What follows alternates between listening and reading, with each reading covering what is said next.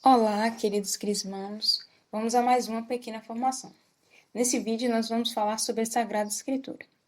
O Catecismo de São Pio X nos ensina que a Sagrada Escritura é a coleção dos livros escritos pelos profetas e pelos hagiógrafos, pelos apóstolos e pelos evangelistas, por inspiração do Espírito Santo, que foram recebidos pela Igreja como inspirados por Deus.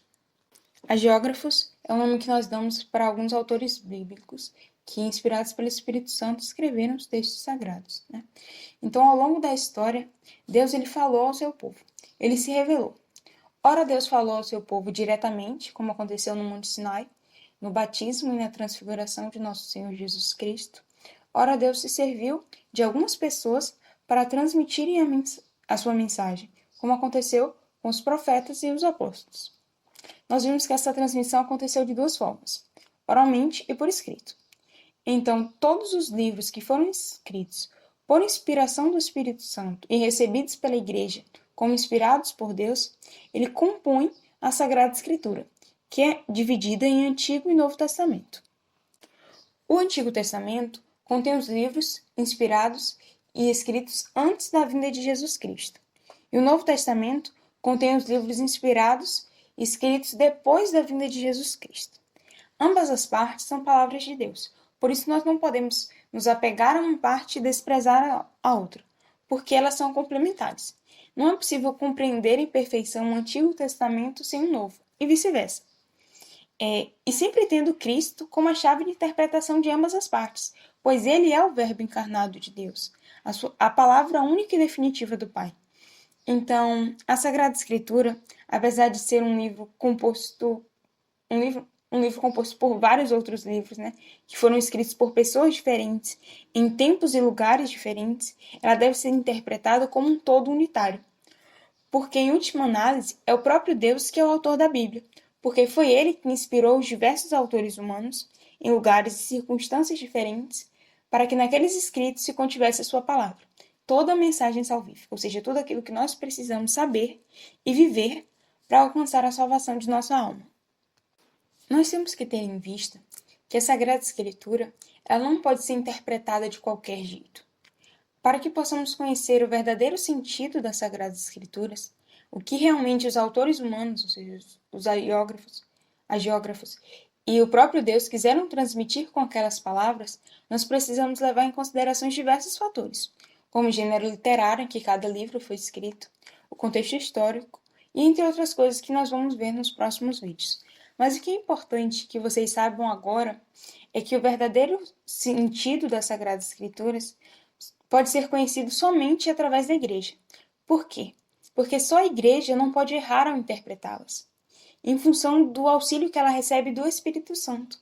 Então, foi aos apóstolos e aos seus sucessores, os bispos, a Igreja Católica, que Jesus prometeu o Espírito Santo.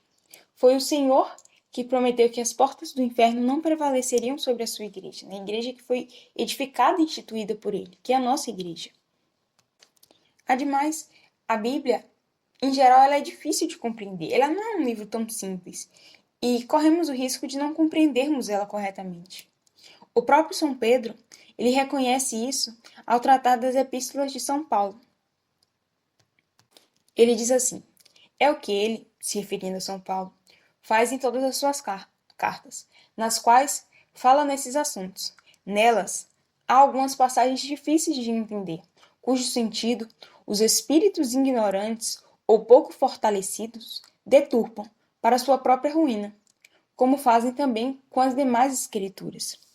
Então, lá desde o início do cristianismo, algumas pessoas interpretavam a Sagrada Escritura de maneira errônea e acabavam provocando a própria ruína por causa disso, né? Eles acabavam se afastando da verdade salvífica, porque eles estavam interpretando a Sagrada Escritura de uma maneira que não deveriam interpretar, estavam tirando dela um sentido que não era aquele sentido verdadeiro.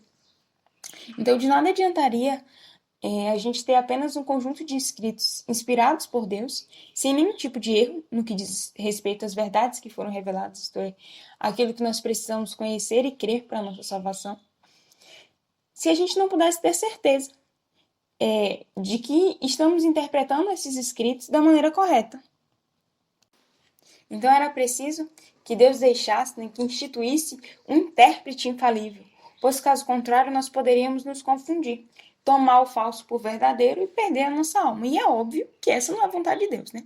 Ele quer a nossa salvação. E por isso ele instituiu a igreja, que, assistida pelo Espírito Santo, nos garante infalivelmente o verdadeiro sentido e o alcance da revelação divina.